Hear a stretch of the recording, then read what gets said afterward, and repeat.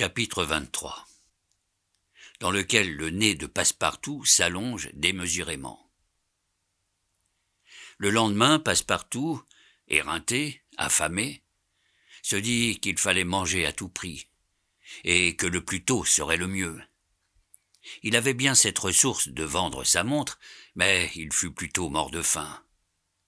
C'était alors le cas ou jamais, pour ce brave garçon, d'utiliser la voix forte, sinon mélodieuse, dont la nature l'avait gratifié. Il savait quelques refrains de France et d'Angleterre, et il résolut de les essayer. Les Japonais devaient certainement être amateurs de musique, puisque tout se fait chez eux au son des cymbales, des tam-tams et des tambours, et ils ne pouvaient qu'apprécier les talents d'un virtuose européen. Mais peut-être était-il un peu matin pour organiser un concert, et les dilettanti, inopinément réveillés, n'auraient peut-être pas payé le chanteur en monnaie à l'effigie du Mikado. Passepartout se décida donc à attendre quelques heures. Mais tout en cheminant, il fit cette réflexion qu'il semblerait trop bien vêtu pour un artiste ambulant. Et l'idée lui vint alors d'échanger ses vêtements contre une défroque plus en harmonie avec sa position. Cet échange devait d'ailleurs produire une soulte qu'il pourrait immédiatement appliquer à satisfaire son appétit. Cette résolution prise, restait à l'exécuter. Ce ne fut qu'après de longues recherches que Passepartout découvrit un brocanteur indigène, auquel il exposa sa demande. L'habit européen plut au brocanteur, et bientôt Passepartout sortait affublé d'une vieille robe japonaise et coiffé d'une sorte de turban à côtes, décoloré sous l'action du temps. Mais en retour, quelques piécettes d'argent résonnaient dans sa poche. « Bon, pensa-t-il, je me figurerai que nous sommes en carnaval. » Le premier soin de Passepartout, ainsi japonisé, fut d'entrer dans une tea house, de modeste apparence, et là, d'un reste de volaille et de quelques poignées de riz, il déjeuna en homme pour qui le dîner serait encore un problème à résoudre. Maintenant, se dit-il, quand il fut copieusement restauré, il s'agit de ne pas perdre la tête. Je n'ai plus la ressource de vendre cette défroque contre une autre encore plus japonaise. Il faut donc aviser au moyen de quitter le plus promptement possible ce pays du soleil, dont je ne garderai qu'un lamentable souvenir. Passepartout songea alors à visiter les paquebots en partance pour l'Amérique. Il comptait s'offrir en qualité de cuisinier ou de domestique, ne demandant pour toute rétribution que le passage et la nourriture. Une fois à San Francisco, il verrait à se tirer d'affaire. L'important c'était de traverser ces 4700 miles du Pacifique qui s'étendent entre le Japon et le Nouveau Monde. Passepartout, n'étant point homme à laisser languir une idée, se dirigea vers le port de Yokohama. Mais à mesure qu'il s'approchait des docks, son projet, qui lui avait paru si simple au moment où il en avait eu l'idée, lui semblait de plus en plus inexécutable. Pourquoi aurait-il besoin d'un cuisinier ou d'un domestique à bord d'un paquebot américain? Et quelle confiance inspirerait-il affublé de la sorte? Quelle recommandation faire valoir? Quelle référence indiquer? Comme il réfléchissait ainsi, ses regards tombèrent sur une immense affiche qu'une sorte de clown promenait dans les rues de Yokohama. Cette affiche était ainsi libellée en anglais. Troupe japonaise acrobatique de l'honorable William Batulcar, dernière représentation, avant leur départ pour les États-Unis d'Amérique. Des longs nez, sous l'invocation directe du dieu Tingu, grande attraction. Les États-Unis d'Amérique, s'écria Passepartout, voilà justement mon affaire. Il suivit l'homme affiche et, à sa suite, il rentra bientôt dans la ville japonaise. Un quart d'heure plus tard, il s'arrêtait devant une vaste case que couronnaient plusieurs faisceaux de banderoles et dont les parois extérieures représentaient, sans perspective, mais en couleurs violentes, toute une bande de jongleurs. C'était l'établissement de l'honorable Batulcar, sorte de Barnum américain, directeur d'une troupe de saltimbanques, jongleurs, clowns, acrobates, équilibristes, gymnastes, qui, suivant l'affiche, donnait ses dernières représentations avant de quitter l'Empire du Soleil pour les États de l'Union.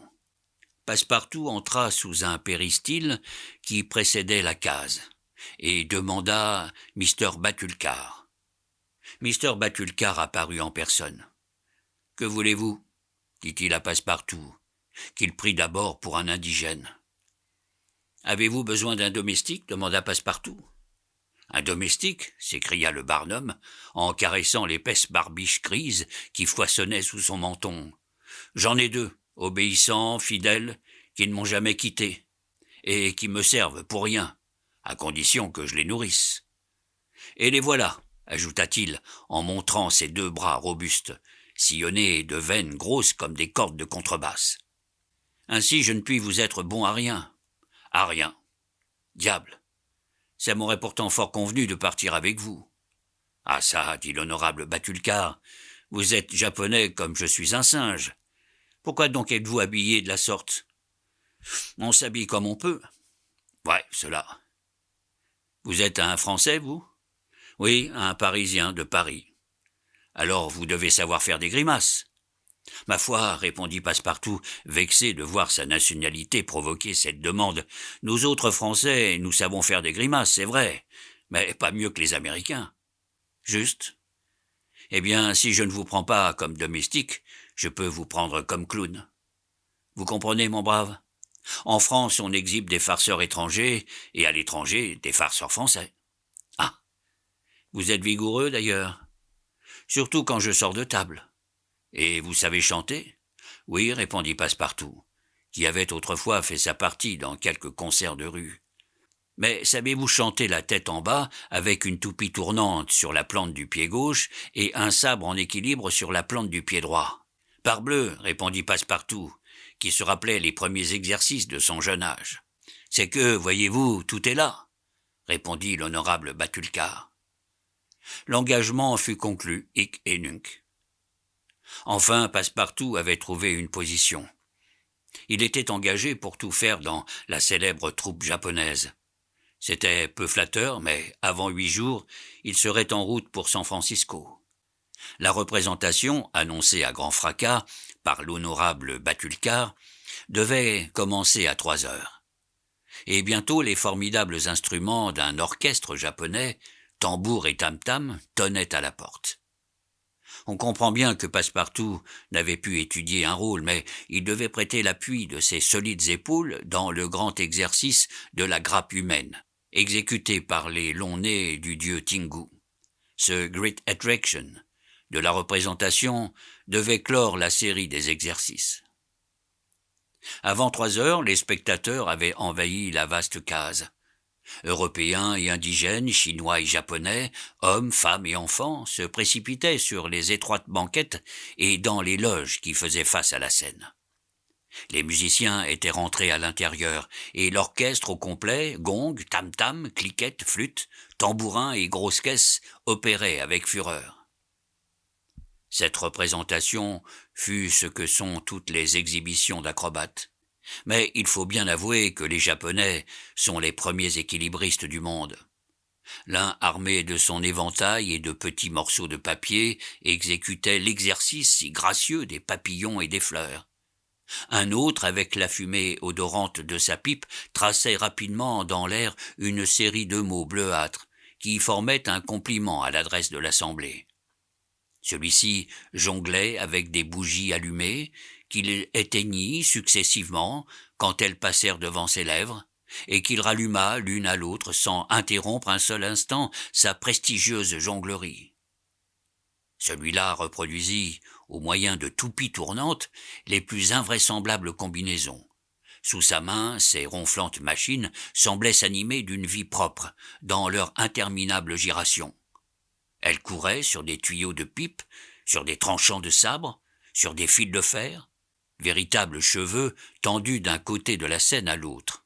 Elles faisaient le tour de grands vases de cristal, elles gravissaient des échelles de bambou, elles se dispersaient dans tous les coins, produisant les effets harmoniques d'un étrange caractère en combinant leurs tonalités diverses. Les jongleurs jonglaient avec elles, et elles tournaient dans l'air. Ils les lançaient comme des volants, avec des raquettes de bois. Et elles tournaient toujours. Ils les fourraient dans leur poche, et quand ils les retiraient, elles tournaient encore, jusqu'au moment où un ressort détendu les faisait s'épanouir en gerbes d'artifice. Inutile de décrire ici les prodigieux exercices des acrobates et gymnastes de la troupe. Les tours de l'échelle, de la perche, de la boule, des tonneaux, etc., furent exécutés avec une précision remarquable. Mais le principal attrait de la représentation était l'exhibition de ces longs nez, étonnants équilibristes que l'Europe ne connaît pas encore. Ces longs nez forment une corporation particulière placée sous l'invocation directe du dieu Tingu. Vêtus comme des héros du Moyen-Âge, ils portaient une splendide paire d'ailes à leurs épaules. Mais ce qui les distinguait plus spécialement, c'était ce long nez dont leur face était agrémentée, et surtout l'usage qu'ils en faisaient. Ces nez n'étaient rien moins que des bambous, longs de 5, de 6, de 10 pieds, les uns droits, les autres courbés, ceux-ci lisses, ceux-là verruqueux. Or c'était sur ces appendices fixés d'une façon solide que s'opéraient tous leurs exercices d'équilibre. Une douzaine de ces sectateurs du dieu Tingu se couchèrent sur le dos, et leurs camarades vinrent s'ébattre sur leur nez, dressés comme des paratonnerres, sautant, voltigeant de celui-ci à celui-là, et exécutant les tours les plus invraisemblables. Pour terminer, on avait spécialement annoncé au public la pyramide humaine, dans laquelle une cinquantaine de longs nez devait figurer le char de Jaggernaut. Mais au lieu de former cette pyramide en prenant leurs épaules pour point d'appui, les artistes de l'honorable Batulcar ne devaient s'emmancher que par leur nez. Or, l'un de ceux qui formaient la base du char avait quitté la troupe, et comme il suffisait d'être vigoureux et adroit, Passepartout avait été choisi pour le remplacer. Certes, le digne garçon se sentit tout piteux quand, triste souvenir de sa jeunesse, il eut endossé son costume du Moyen-Âge, orné d'ailes multicolores, et qu'un nez de 6 pieds lui eût été appliqué sur la face. Mais enfin, ce nez, c'était son gagne-pain, et il en prit son parti. Passepartout entra en scène, et vint se ranger avec ceux de ses collègues qui devaient figurer la base du char de Jaggernaut. Tous s'étendirent à terre, le nez dressé vers le ciel. Une seconde section d'équilibristes vint se poser sur ces longs appendices. Une troisième s'étagea au-dessus, puis une quatrième, et sur ces nez, qui ne se touchaient que par leurs pointes, un monument humain s'éleva bientôt jusqu'aux frises du théâtre. Or, les applaudissements redoublaient et les instruments de l'orchestre éclataient comme autant de tonnerres quand la pyramide s'ébranla. L'équilibre se rompit. Un des nez de la base vint à manquer, et le monument s'écroula comme un château de cartes. C'était la faute à Passepartout, qui, abandonnant son poste, franchissant la rampe sans le secours de ses ailes et grimpant à la galerie de droite, tombait aux pieds d'un spectateur en s'écriant « Ah, maître, mon maître !»« Vous ? Moi ?»« Eh bien, en ce cas, au paquebot, mon garçon. » Mr. Fogg, Mrs. Aouda, qui l'accompagnaient, Passepartout s'était précipité par les couloirs au dehors de la case. Mais là, ils trouvèrent l'honorable Batulcar furieux qui réclamait des dommages d'intérêt pour la casse. Phileas Fogg apaisa sa fureur en lui jetant une poignée de bank-notes, et à 6h30, au moment où il allait partir, Mr. Fogg et Mrs. Aouda mettaient le pied sur le paquebot américain, suivi de Passepartout, les ailes au dos et sur la face ce nez de 6 pieds qu'il n'avait pas encore pu arracher de son visage.